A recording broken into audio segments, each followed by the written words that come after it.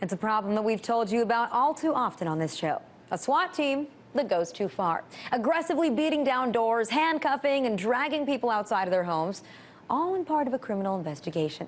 But did you know that there's another unit that operates similarly to SWAT?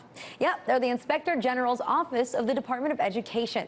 Kenneth Wright of Stockton, California, found himself face to face with this law enforcement unit, which operated similarly to SWAT in an all too violent way. He was woken up at 6 a.m., dragged out of the house, and he and his 3 children were detained, all because of overdue student loan payments. And Kenneth claims that it wasn't even his overdue payment, but his estranged wife's. Check out ABC News 10 report. They come grab me by my neck and drag me out my house to right there in the grass. They say you owe a student loan and you gotta pay it. I just had my door kicked in because of this. Now, after that original news report aired, the Department of Education has since released a new press statement on the incident.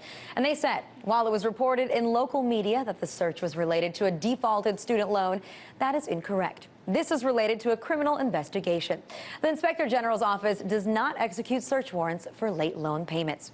But of course, they can't reveal what the true criminal motive is for busting down Wright's door because it's an ongoing investigation. So let's just take a closer look at the Inspector General Division of the Education Department. See, they're responsible for detecting waste, fraud, and abuse of education funds. And just like any other branch of government, or law enforcement, they operate with the same weapons, the same abilities, like obtaining search warrants and carrying out arrests. We should also note that this department got 27 Remington brand police-grade 12-gauge shotguns just a year ago. So are people who abuse student loan payments really held to the same degree as a violent criminal?